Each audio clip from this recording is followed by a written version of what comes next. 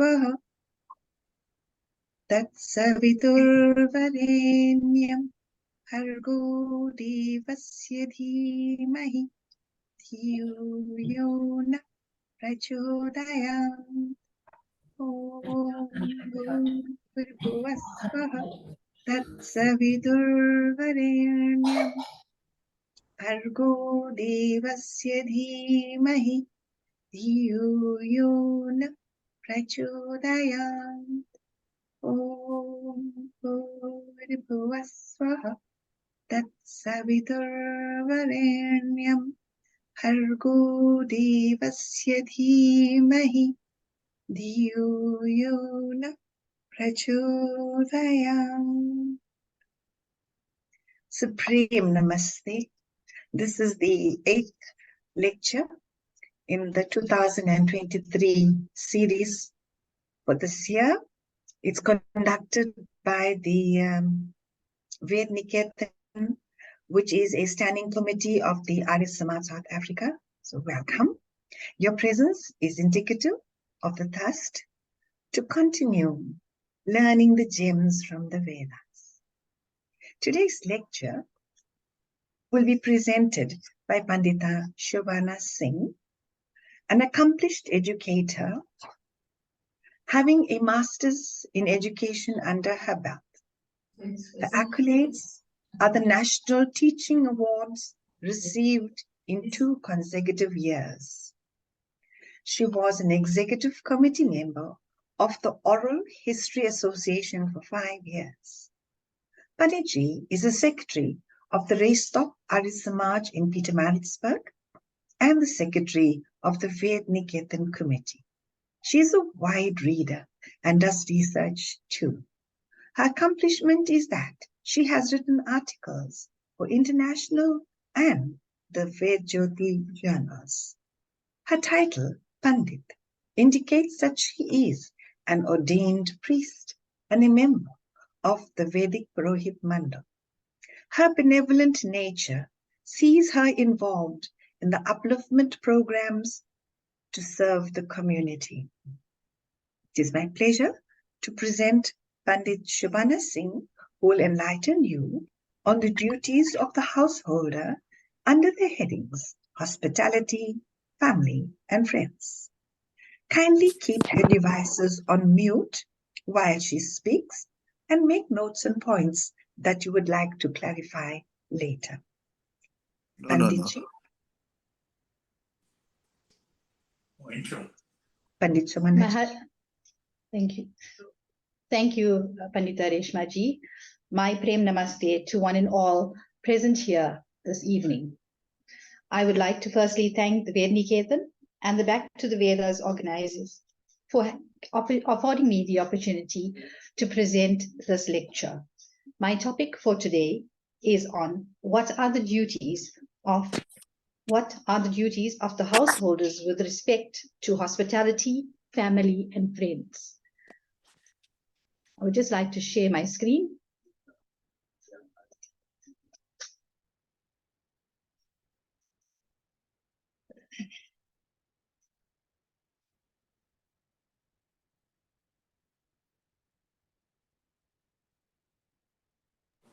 We sing it, you could put it on slide. All right, thank you. I'm doing that. Thank you.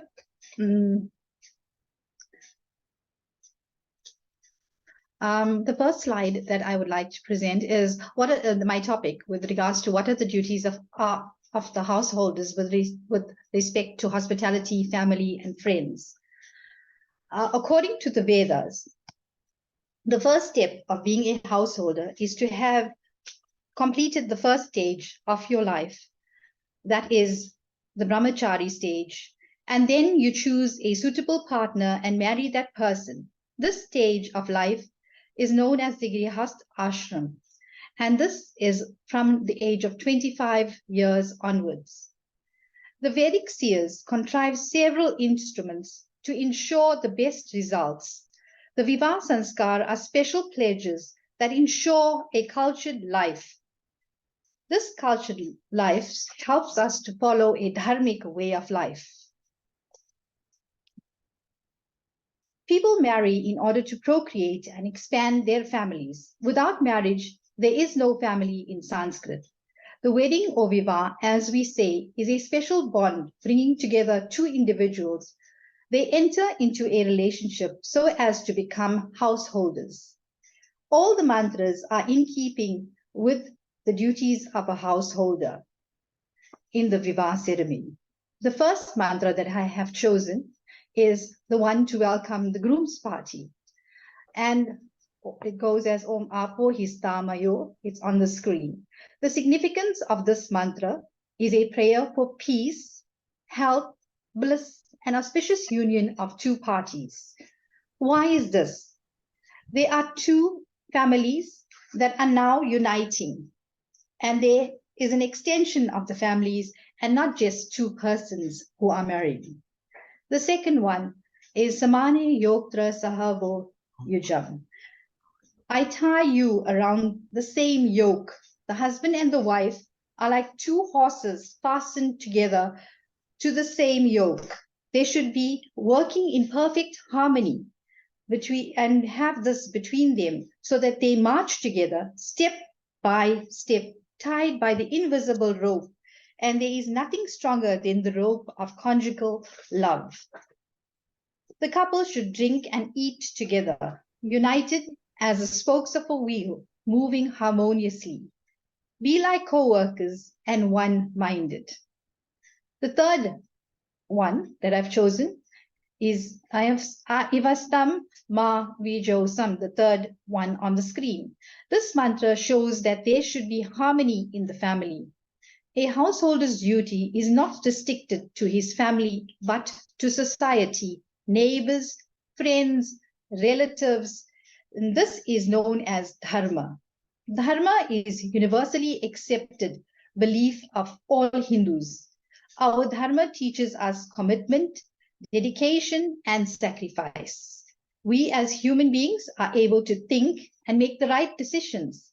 It is through our actions and deeds that we can reach moksha. The 5 Mahayajnas are the 5 great daily duties and is unique system that sublimates individual self-interest in the interest of society. Man has to be trained and inspired towards these noble ideals, and his mind and intellect must be directed to this path. Only when man becomes conscious and enlightened about these great daily duties, then only can he lead a life in accordance with these lofty ideals. These should become his inherent nature. The symbolic meaning of the word swaha is to dedicate oneself, to renounce one's personal interest and act for the welfare of others. When we dedicate our actions for the good of all, the whole of the universe begins to benefit from this inherent nature. The symbolic meaning of swa is to dedicate and renounce one's personal interest. The words idan namama, also chanted, meaning whatever I am doing is not just for my self-interest, but for the Agni. Hence, it becomes clear that yajna means obligatory deeds performed as a sacred duty for the well-being of all people.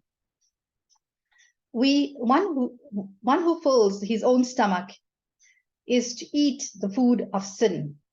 The Hindu religion has repeatedly stated that the householders should eat the remains of the sacrificial offerings to overcome all sufferings. The symbolic representation that man should share and keep only sufficient for his own needs. Give to the less fortunate. Therefore, we found children in villages always being fed by people in their community, and no one went hungry. The second is the Deva Yajna. Jointly, the husband and wife and children make sacrifices. Hence, Deva Yajna is an obligatory duty of the householder once they enter into the Grihastha ashram. Then the swa, or ego, begins to evolve.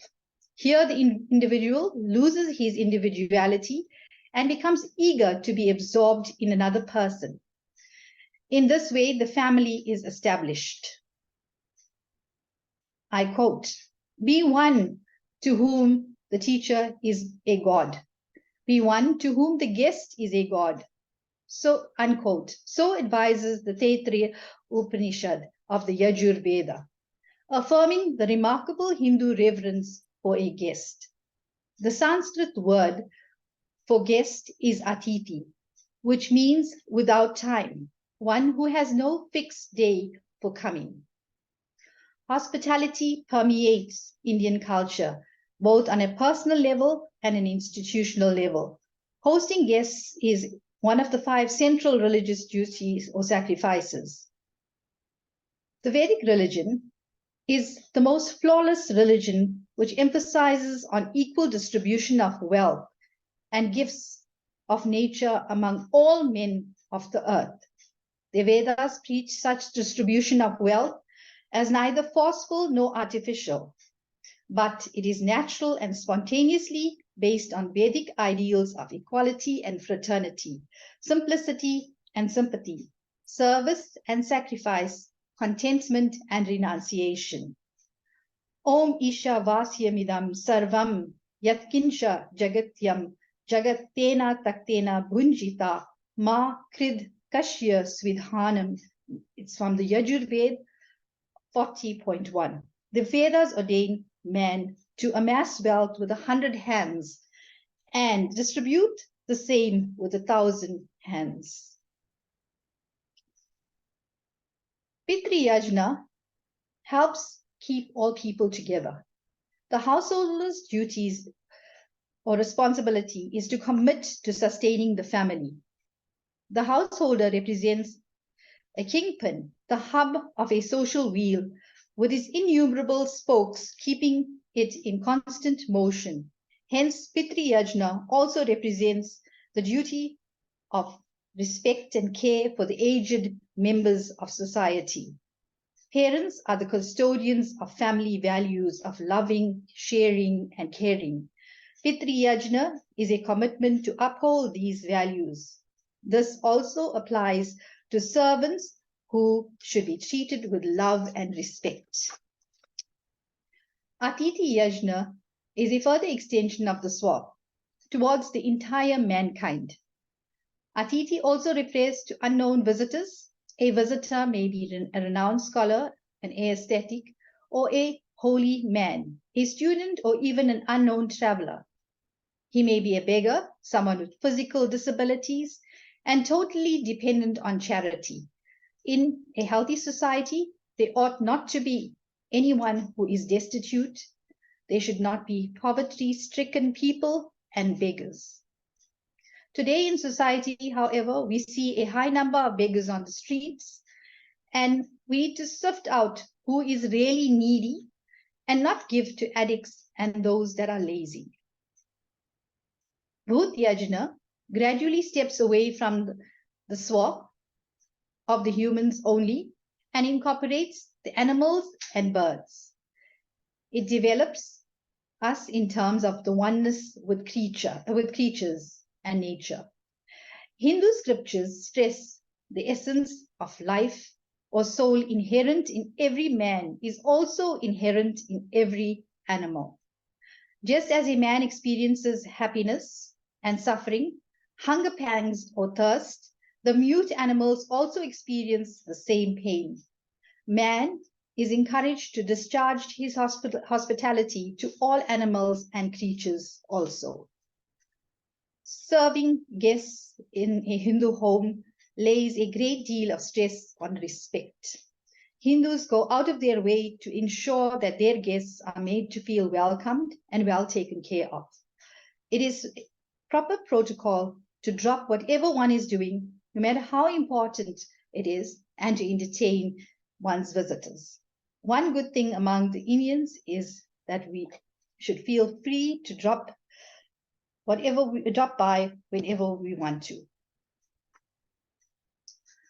Quote, he alone is said to have a mother whose mother is devout and learned, stated in The Light of Truth by Swami Dayanand Saraswati. A mother is supposed to impart a religious tone to the mind of children at the time of conception. Both parents should also ensure that as their child is growing up, their duty is to inculcate sterling qualities such as truthfulness, heroism, patience, cheerfulness, etc. Parents should tutor their children on how to behave with their guests and other members in society and in the home. Children must communicate with guests by them being called in to sit with guests and be taught how to greet other family members and talk to them. They should be taught courtesy as well. They see how guests are being treated in their homes. Fathers, mothers, and tutors should always give their children and students good counsel, and they should advise them to imbibe their virtues to avoid vices. Correct behavior and refined manners around guests and society should be rewarded. If the child falters to do something correctly, then they should be spoken to so that they don't repeat the mistake. I quote also from the Light of Truth on the screen, Matro Manam Pitraman Acharyavan Purusha Vedha.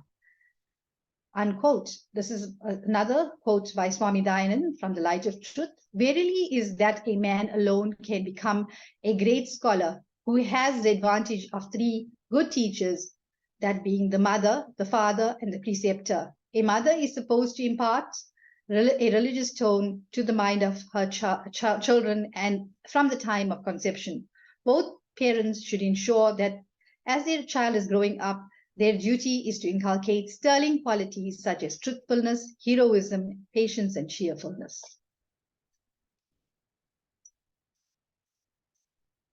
Traditionally,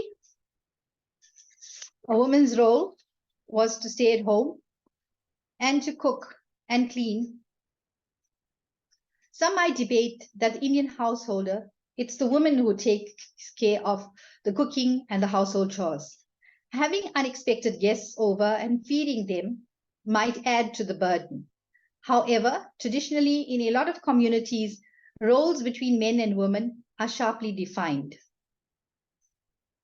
Men are in charge of earning a livelihood, and women manage the household. For many women, their power lies in the kitchen. Food is not just their love language, but also a source of pride. Nowadays, both couples in a home and share the duties. Husbands and wives share duties of cleaning their home, seeing to their children's homework, and the chores. There is no longer a stereotype of roles being performed, as the woman is also a breadwinner in the home. Sometimes when you are a guest at a friend's house, the husband offers to bring you tea and eats. The shared role is a new culture, but one to be commended. It inculcates in the male child that the role of the male is not confined and that they are also able to do so. To conclude, I just want to quote from the Prithvi Sukta, Mata Bhumi Putro Aham Prithivaya. The various kinds of living beings which inhabit the earth are divided in various groups and categories. Still, they are governed by one common rule, unity in diversity. It keeps all living beings tied firmly to this earth. Among mankind, there are supposed to be no one superior or no one inferior, no middle class, no higher class, and no lower class. You become great from the small beginning. You make progress in different ways by what you are doing. By birth, you are all born high because you are all children of the earth. I thank you. On the screen, we must realize that our guests are always God, Atiti Devo Bhava. And I've also taken a quote from the Yajurveda 36, Mitrasya Chakshusha Sarvani Bhutani Samikshe. Only those who are righteous will consider all living things as their own souls, who have no aversions to other and extend their hospitalities to everyone like friends. I thank you for listening. This is a beautiful topic, and we can have much discussion with regards to this topic. I hand you back to the program director, and we will now have a discussion around the topic, and we will take comments and criticisms with regards to the topic. And it's such a versatile topic, and it's so open to everyone. And since this is the Back to the Vedas series and the discussion, I open it out for discussion as we go along, and we can take discussion now. I hand you back to the program director. Thank you for listening. Okay, so ladies and gentlemen, the floor is open for discussion. You may add or you may oppose. You may present a different viewpoint. Kindly indicate by the raise of the hand emoji. Unmute when you begin to speak and mute again when you are done. There will be only one speaker at a time. You may type your comments and these will be read out, time permitting. I just want to add one thing before any hands go up. Let me beat you to it. In the Vivaha Sanskar, in the Madhuparka section, there is one mantra that states Om Bhute Vayastva Parigrihanami. It says that I accept the sattvic meal on behalf of other living beings, meaning elders, siblings, spouse, children, destitute, even pets and animals. So the commitment is already made by the householder that he is going to be taking care of not just his wife and himself, but all those older than him, younger than him, and all those around him. So I leave the floor open now. Are there any questions? Any comments?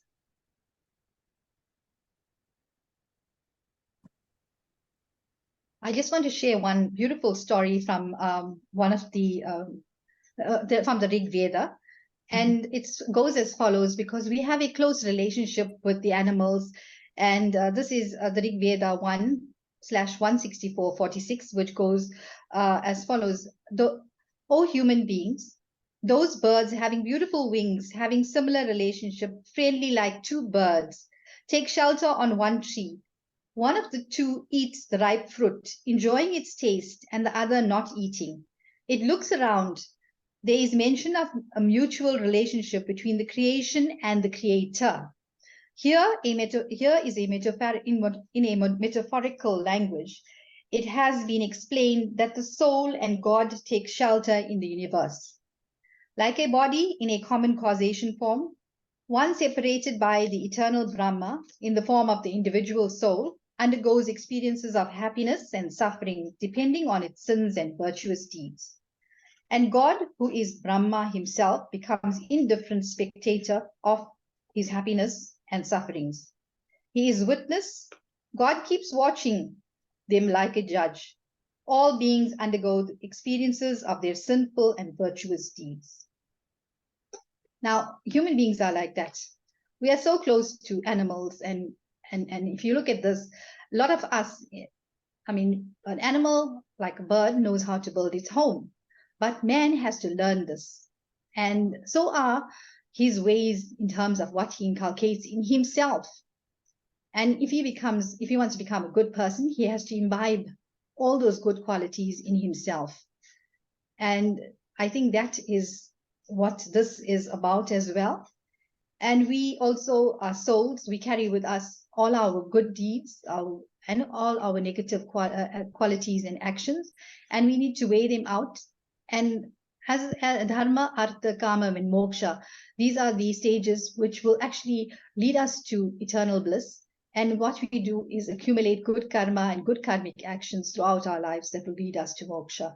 So the topic also, we talk about our dharma and dharmic actions that will lead us to rewards in terms of how we interact with people, how we go about our daily duties in terms of caring for others.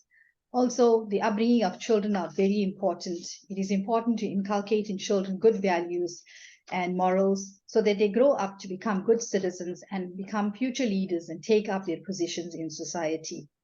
There's a beautiful show called Khana Khazana in the middle, in one of the countries. And he speaks about people. It's a very popular show. It says people should eat before they leave. Khana kha ke jana. And it's very popular in some countries. There are many other programs that are hosted like that throughout the world. So these are beautiful topics. It's a beautiful topic to actually deal with. I thank you. I open the floor out. Please have a discussion. Please comment and pick up with regards to this. It's good that we can share our thoughts and feelings. You may have visitors that drop by, and look, not all people would like to have visitors at all the time. I also understand that people have tight schedules and cannot accommodate people. How do they go about it? Share your views about this. I open the floor. Thank you. आरती जी, आपका हाथ ऊपर है, बोलिए. Namaste, Panditji and Pandit Shobhana and everybody else. Thank you Namaste. for a good lecture this evening.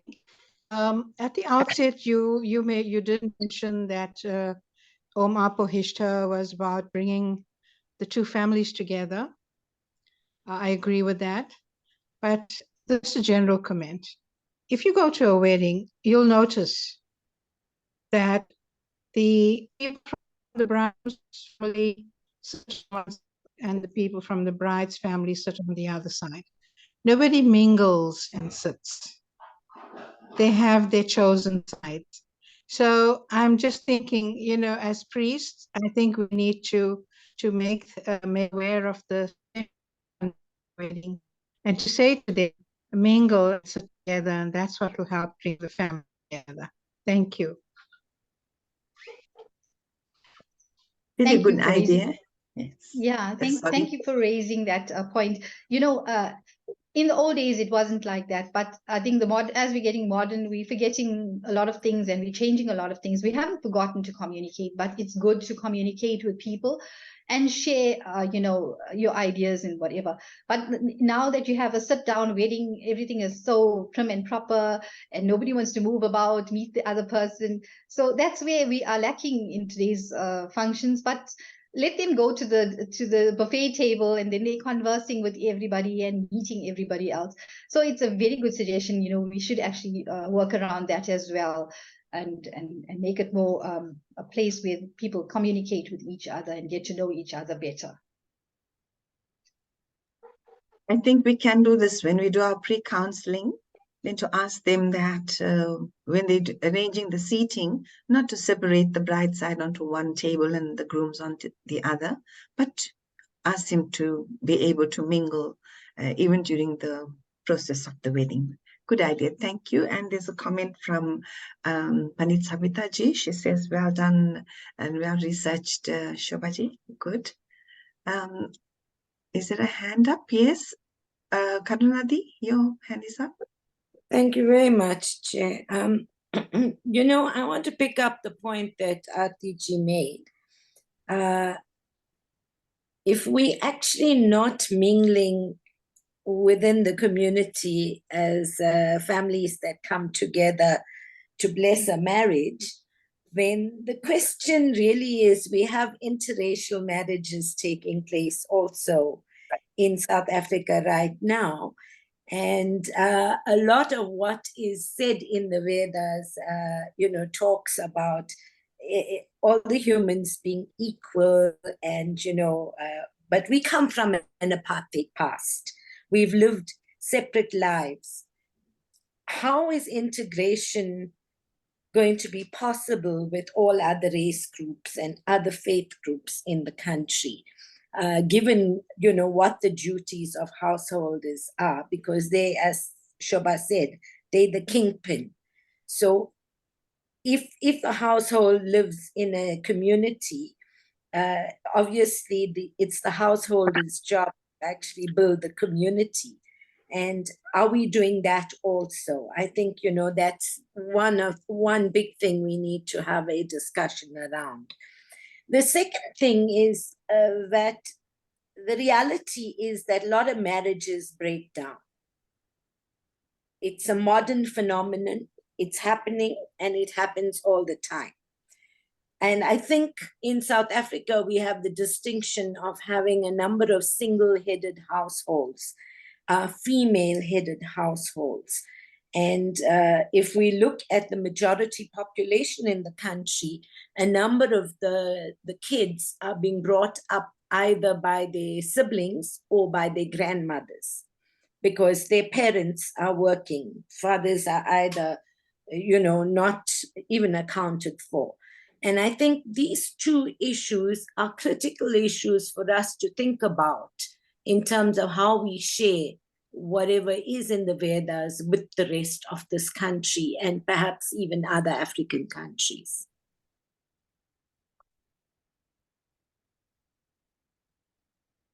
Thank you, Kiran.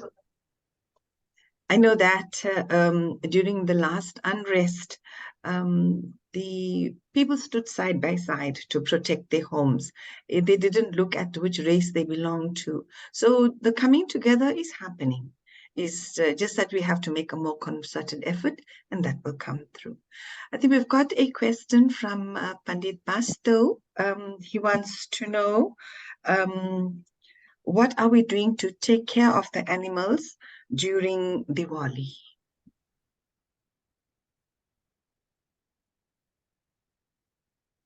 Well, we do try to educate people on the use of fireworks during this period. I think also the laws in most of the areas and regions are quite strict with regards to noise levels, and especially with the animals being out. And also strict guidance is given on how to sedate animals during this time and keep them calm, keep them safe in safe places so that they remain unharmed. And caring for the animals and giving extra attention during this time, I think it's also important. So I think that is a very important aspect in terms of caring for animals, and putting them into shelters. Animal shelters can also prevent bringing harm to them during this period, because they're well taken care of in the shelters and given the proper medication, etc., to help keep them calm. The use of fireworks, as I said, is restricted in most areas, and some areas they're not allowed to burn air or use these fireworks. And as the years are going, people are becoming more educated in terms of the harmful effects of this on animals. So I think we still need to get out a message there that we need to take care of the animals during the period of Deepavali, more especially because of the noise levels and how it affects animals. Educating people, I think, would help in this regard. That's my answer to your question. Mm. So the householder's duty towards animals makes him or her responsible to make sure that the animals are protected during this time. Unfortunately, you get the big bangs still being used, and it's just the way some people do it. But it's our duty as householders to make sure that we look after our animals by, like you say, sedating them or giving them tablets to keep them calm so that the noises don't affect them too much. Plus, they love to be just cuddled and kept inside the house, whilst all the noise is going on. So if that is possible, then by all means do so. Thank you, Kiran Bhai. Your comment, it was a well presented lecture from you, Shobhaji. Thank you, Kiranji. Are there any other comments?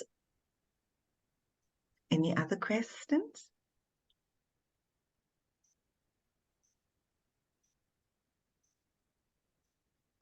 I think perhaps we need to go a little bit more in depth when we are doing the counseling in marriages, that people ought not to just give up at the drop of a hat when things are not working out between them, that they have to use look at things holistically and see how it affects the parents, how it affects the children, how it affects each one in your occupation, and not just willy-nilly run for a divorce, to the courts.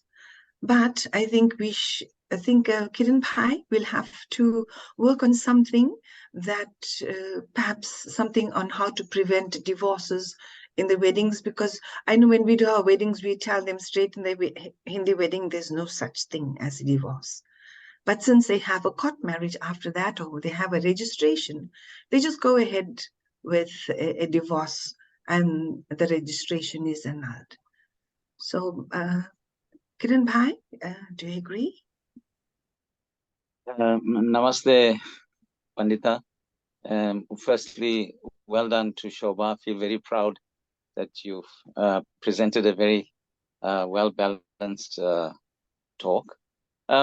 Yeah, when one looks at seeing that we are touching on the Vivaha Sanskar, I find it very interesting, especially when I'm doing, and I'm sure most priests experience this too.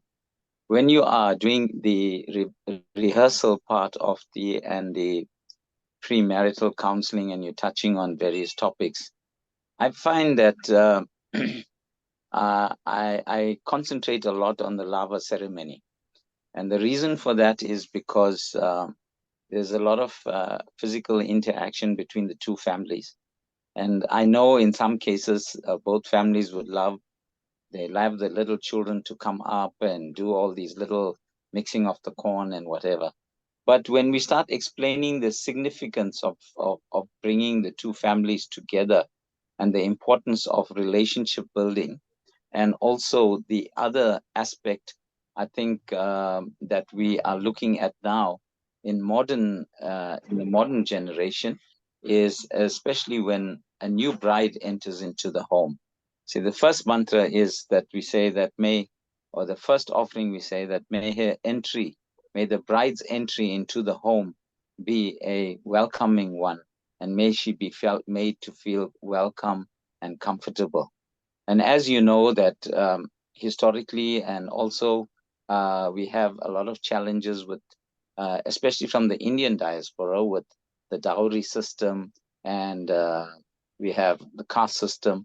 So it does pose a challenge. For us in South Africa, I always use this as a launching pad for relationship building, because the bride is entering into a new home, and may she be treated well and welcome, because you must understand a mother-in-law is in charge of the home with her husband, but she's also got her own children. She may even have her own daughters who are more closer to her. So here's a new person coming in.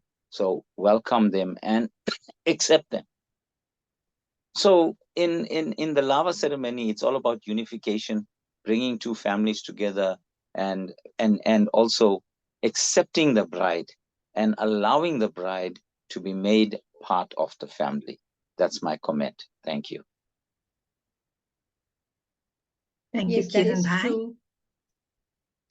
Yes, that is Shobhaji? true, Benji, as well. It's really, good when to see the activity and the busyness of the entire, more people than the two people on stage that are taking their vows. You find that the little ones come and get involved in the ceremony as well. And then the families are more enthusiastic and they are more interested in what's going on. And I think the explanation of the lava ceremony is beautiful. And actually the mixing of two families come into play. And I think people pay attention at that point in time and they understand this very well. While we may think that food might be the language of love amongst Indians, but it also denotes a hierarchy and social status too. Using food to welcome and including is also a means or a way to exclude or reject and pass judgment when denied or refused. In late May 1922, students at a government school refused to eat the food prepared by a Dalit cook, formerly an untouchable community, and are at the bottom of the caste system. Dalals, the cultural anthropologists pointed out, are the castes. It finds the food practices in India. The upper caste people in the Indian villages are less likely to discriminate against you if you come from the urban area. To some communities, taking care of their guests is more important than their caste. So while the caste-based discrimination might continue in villages, they shouldn't treat a traveler from an urban area the same way. Fortunately, here in South Africa, we don't follow any caste system. However, when in a working situation, we find ourselves working with other race groups, we need to also integrate our cultures, sharing our culture with others through meals, and also maybe sharing a slice of sandwich with a friend of another culture. We need to use opportunities to build relationships in order to create a prosperous society. So that is another point that I was thinking about in terms of this topic, because we work in different environments. We work with different people, different religions, different castes. And I put a picture deliberately on the screen in my presentation, and it showed the lighting of lamps and the celebration of Deepavali. Now that we are coming up to the Deepavali celebration, maybe it's time that we also include our friends of other cultures and other race groups and invite them to share in terms of our culture and our beliefs and our religion. Let them understand what we are doing as well in this beautiful country that we live in. That could be another way of actually sharing and caring for the community. Could even invite people from the homes, go and sit with the people, with our old age people. Our old age homes are full of people. This is what we need to do. We need to go out there and just spend some time with them. They didn't ask to be there, but it's the circumstances that have placed them in that position. And we as human beings need to actually show that we care, and we also need to spend some time with them as well. So as we're approaching Deepavali in the next few weeks, we need to think about these things. What are we going to do from now until then? It doesn't mean that you're going to spend the day with them, but it's maybe could actually spend a few hours with them in the next few weeks. Choose a date and time, gather a few friends and go and visit them. Sit and talk to them. That's all they're asking from you, just to spend some time. And I think a lot of our members, our Panditas, go to the AVH home in Durban, as well as Pietermaritzburg, and they visit these old people, go to hospitals maybe and visit people. And just, you don't have to take anything because they are well taken care of in terms of food, etc. But just to spend some time and to actually be with them. I will give them some sort of love, care, and support. I think that's what they need in asking for. So I hope I'm not preaching to the already converted, but I think it's important to think about these elderly people in the homes as well. I think that's a very good idea, that Atithi Yajia that you spoke about earlier, to invite other race groups to come and join us at our homes whilst we're celebrating Diwali. That's very, very good. And yes, there's more opportunities for the householder to spread his wings and make sure that he is taking care of others. Some of us may not have grandparents and parents in the house. We may just have parents and their children. So this is a time that, well, not just during Diwali, at any time, to go and visit the homes and give the people just a little bit of your time. They don't ask for anything. All they need to do is just feel wanted. The eyes just search for you to that you're going to stop and talk to them. So just let's see, as householders, that's one more duty that Shobha has suggested that I think we can all try and adopt. Are there any other comments? There was one comment that says, well researched and well presented, Shobhaji. I'm not sure who it came from. I don't know if it was Ishara. Thank you, Ashar. Okay, do we have any other comments?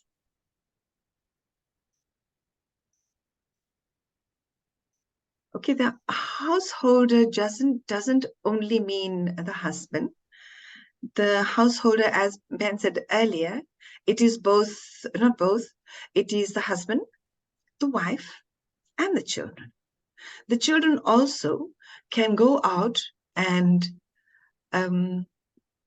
do a bit of work from either at the SPCA or somewhere where they enjoy it, and they are also giving their love and care to the animals. They can also come along and play with the children. We have games with the children at ABH on a Saturday morning. And Pandita from Verlam, she's and her son are there, and they, sorry, Usha. Usha Harikaran. Usha Harikaran is there with her son, and they really make a difference in the lives of the children. So the children can go there as well and mix with them. So they learn from a younger age that it is good to take care and to share, with others, and then they follow what their parents are doing. If the parents are going out and doing this kind of duties, then the children will follow suit. So householders, we will also need to lead by example. Oh, the comment, sorry, was from Pandita Oshni Hanuman. Okay, is there any other comment? Usha ji, you've just joined us. Kuch कहना है?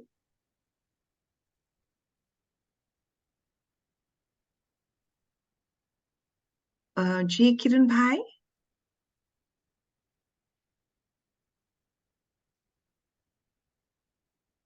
Oh, I think Judikere says she's sorry, Pandita Shobha.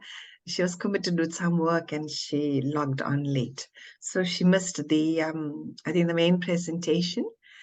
Acha, Kiran Bhai, your hand is still up, or was it Judikere on yours? I just wanted to just add to what is being discussed. As much as we involved with doing social upliftment programs and going out to different centers, which is laudable and very good, but I think also it is imperative that we also educate the couple before they get married, or even if you have an opportunity to sit and speak to them about the sanskar system. It is very important because it also plays an important role in their lives when they are about to start a family, when children are about to come, when children are born, and what impact the sanskars have on them. So it is imperative that we encourage them to be part of it, to join satsang, be part of study programs, or even be exposed to this kind of information. And it is our beholden duty to educate them about the sanskar system. Thank you. Totally agree. Apology from Pandita Shanta ji. She says she's sorry she came in late, but she's here. Perhaps, before I go on, Karunadi, I think you've got your hand up. Yeah, I think while it's important for us to do what Kiran Bhai is raising as a matter of course, I would like Shobha to comment on how do we actually share these beautiful values from the Vedas with other communities. Because, this could help to reset South Africa as a country. How do we share these values with other people, other race groups, other religions? Shobhaji, to you.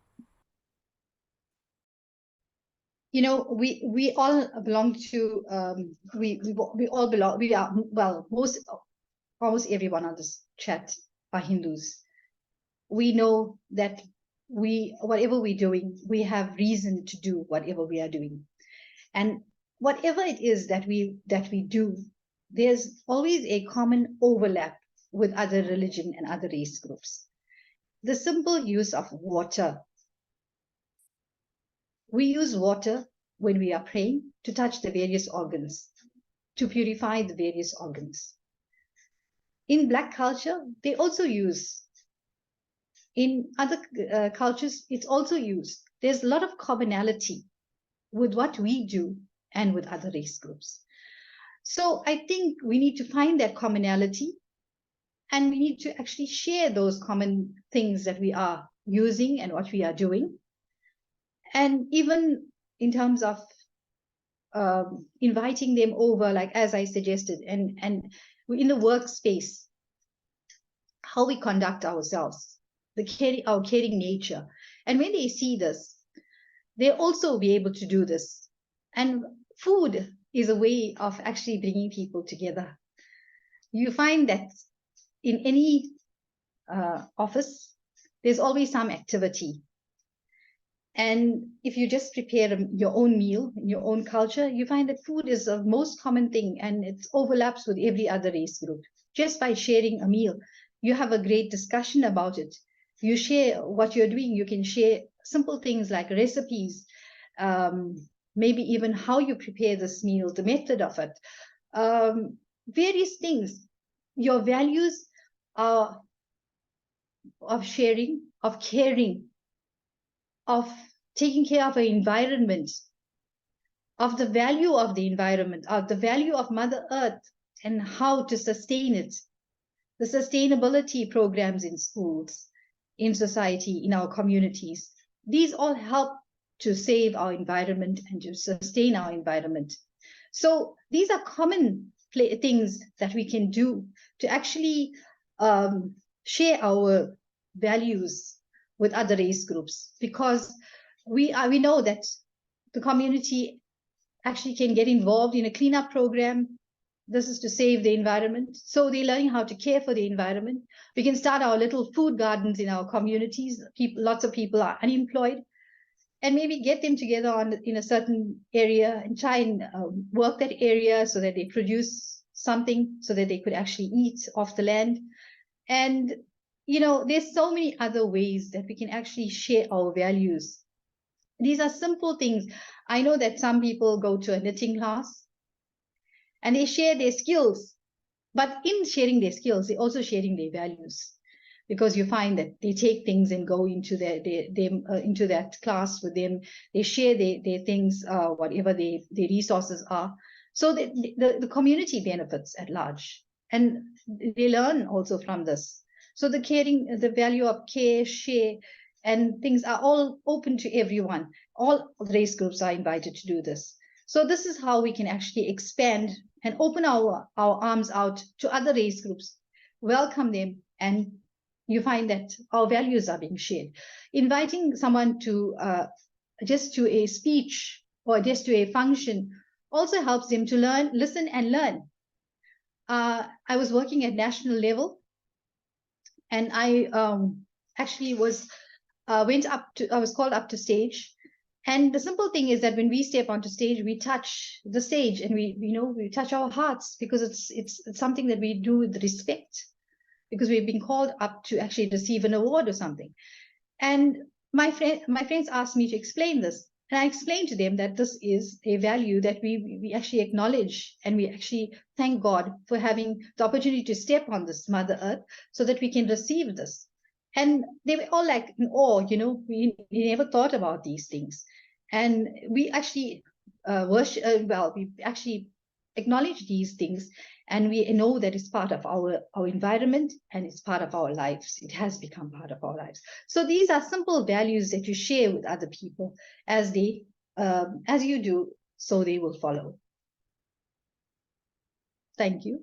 Yeah, thank you, Shobhanaji. Aarti Ben, you had a comment? Yeah, I did, but I was looking at the time as well.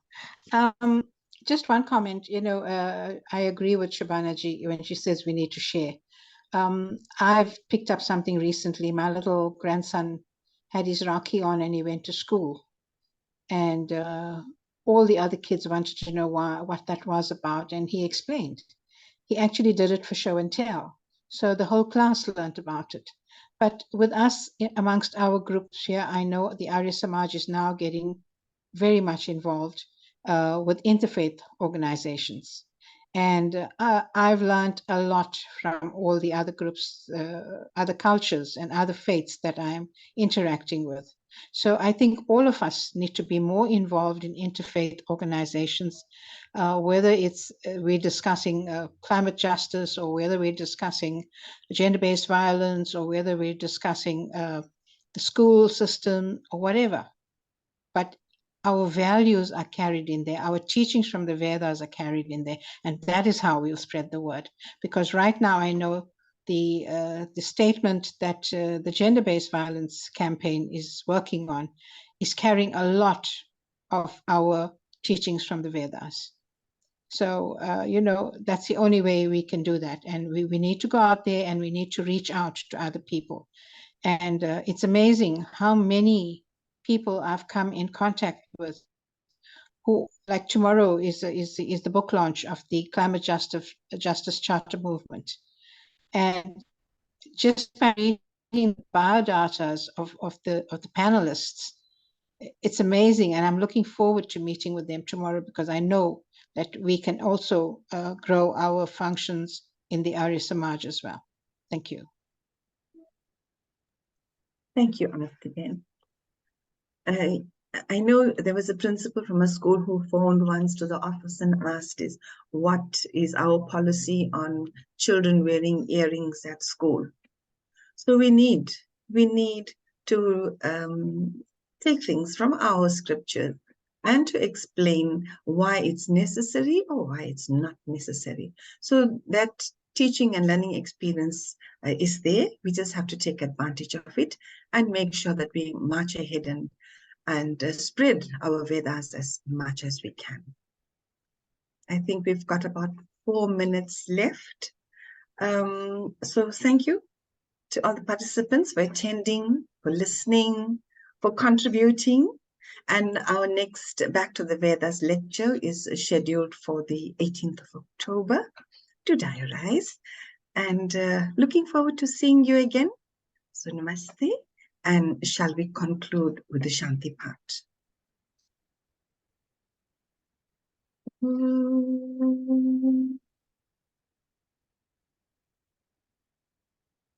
Yam Shantarantariksham Shanti Prithivi Shantarapa Shantar Hridaya Shanti Vanaspataya Shantar Vishve Deva Shantar Brahma Shanti Sarvam Shanti Shantar Eva Shanti Sama Shantaredi Om Shanti Shanti Shanti.